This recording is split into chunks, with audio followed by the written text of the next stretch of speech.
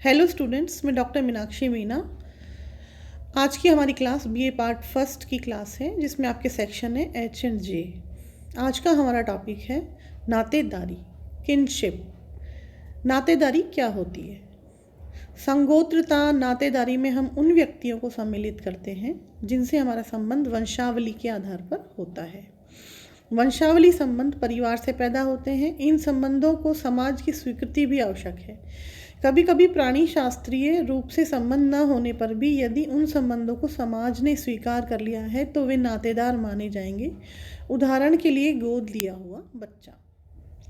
कुछ समाजशास्त्रियों ने नातेदारी की परिभाषा दी है, जैसे कि रेडक्लिफ ब्राउन लिखते हैं, नातेदारी सामाजिक उद्देश्यों के लिए स्वीकृत वंश संबंध हैं जो कि सामाजिक संबंधों के परंपरात्मक संबंधों का आधार है। रॉबिन फॉक्स लिखते हैं, नातेदारी केवल मात्र स्वजन अर्थात वास्तविक, ख्यात अथवा कल्पित समरक्तता वाले व्यक्तियों के मध्य संबंध है। अब हम पढ़ेंगे नातेदारी के भेद। नातेदारी कितने प्रकार की होती है? पहला है समरक्त संबंध। प्रजनन के आधार पर उत्पन्न होने वाले सामाजिक संबंधों में एक प्रकार वह है जो रक्त या समरक्तता के आधार पर बनता है, जैसे माता पिता व संतानों के बीच का संबंध। एक व्यक्ति के माता पिता, भाई बहन, दादा दादी, नाना नानी, चाचा बुआ आदि रक्त संबंधी ही हैं। दूसरा है विवाह संबंध। दो विषम लिंगियों के बीच समाज की स्वीकृति के परिणाम स्वरूप स्थापित होने वाले नातेदारी संबंध। इसमें केवल पति पत्नी ही नहीं वरन उन दोनों के परिवारों के अनेक संबंधी भी परस्पर विवाह संबंधी होते हैं, जैसे सास ससुर, ननद भौजाई, जीजा साला, साली साड़ू, फूफा भाभी, बहू आदि। इन संबंधों का आधार रक्त न होकर विवाह होता है। नातेदारी के नियामक व्यवहार। नातेदारी के अंतर्गत लोग आपस में किस प्रकार से व्यवहार करते हैं उसका हम अब अध्ययन करेंगे। जब हमारा किसी व्यक्ति से संबंध बन जाता है तो वह यहीं तक सीमित नहीं रहता वरन उस रिश्ते से संबंधित एक विशेष प्रकार का व्यवहार भी पनपता है। विभिन्न प्रकार के संबंधियों के साथ हमारे व्यवहार विभिन्न प्रकार के होते हैं। यहाँ बहुप्रचलित नातेदारी रीतियों का विवेचन किया गया है। पहला है परिहार या विमुखता। इसका अर्थ है कुछ संबंधी आपस में विमुखता बरतें, एक दूसरे से कुछ दूरी बनाए रखने का प्रयास करें एवं पारस्परिक अंतःक्रिया को टालने का प्रयास करें। इस रीति के अनुसार कई संबंधियों का आपस में नाम लेना वर्जित है, एक दूसरे को देखना, आमने सामने आना तक वर्जित है। उदाहरण के लिए, पहला सास दामाद परिहार, दूसरा सास बहू परिहार, तीसरा सास ससुर बहू परिहार, पांचवा ससुर दामाद परिहार, छठा ज्येष्ठ व छोटे भाई की पत्नी के बीच का परिहार, सातवां स्त्री के पति का पत्नी की बड़ी बहन से परिहार। दूसरा परिहास या हंसी मजाक के संबंध।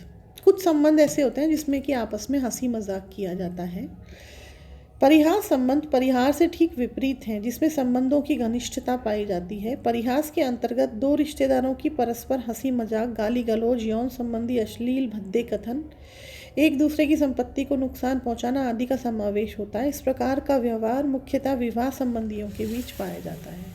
उदाहरण के लिए जीजा साली परिहास, जीजा साला परिहास, देवर भाभी परिहास, ननद भाभी परिहास, मामा भांजा परिहास, मामी भांजा परिहास, दादी पोती परिहास, दादी पोता परिहास, चाचा भतीजा परिहास, फूफा भतीजी परिहास आदि। माध्यमिक संबोधन।